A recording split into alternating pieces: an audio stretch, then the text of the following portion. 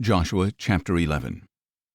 Now when Jabin king of Hazor heard about these things, he sent word to Jobab king of Madon, to the kings of Shimron and Akshaph, to the kings of the north in the mountains, in the Arabah south of Kinnereth, in the foothills, and in Naphoth Dor to the west, to the Canaanites in the east and west, to the Amorites, Hittites, Perizzites, and Jebusites in the hill country, and to the Hivites at the foot of Hermon in the land of Mizpah. So these kings came out with all their armies, a multitude as numerous as the sand on the seashore, along with a great number of horses and chariots. All these kings joined forces and encamped at the waters of Merom to fight against Israel. Then the Lord said to Joshua, "Do not be afraid of them, for by this time tomorrow I will deliver all of them slain before Israel. You are to hamstring their horses and burn up their chariots." So by the waters of Merom, Joshua and his whole army came upon them suddenly and attacked them, and the Lord delivered them into the hand of Israel, who struck them down and pursued them all the way to Greater Sidon and Misrephoth-Maim, and eastward as far as the valley of Mizpah. They struck them down, leaving no survivors. Joshua treated them as the Lord had told him. He hamstrung their horses and burned up their chariots. At that time Joshua turned back and captured Hazor and put its king to the sword, because Hazor was formerly the head of all these kingdoms. The Israelites put everyone in Hazor to the sword, devoting them to destruction.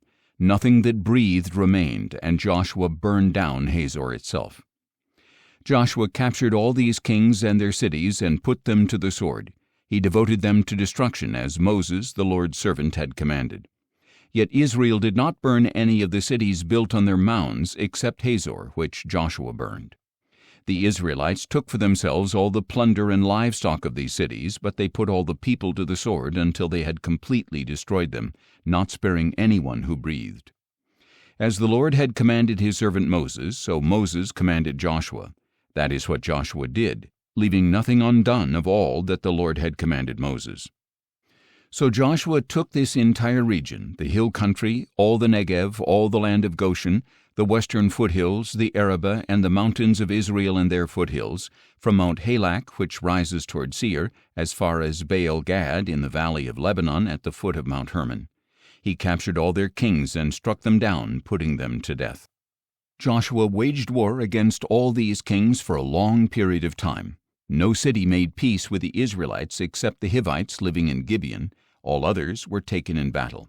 For it was of the Lord to harden their hearts to engage Israel in battle, so that they would be set apart for destruction and would receive no mercy, being annihilated as the Lord had commanded Moses.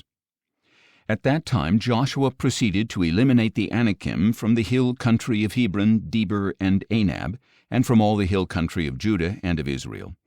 Joshua devoted them to destruction along with their cities. No Anakim were left in the land of the Israelites. Only in Gaza, Gath, and Ashdod did any survive.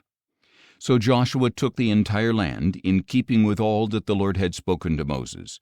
And Joshua gave it as an inheritance to Israel, according to the allotments to their tribes. Then the land had rest from war.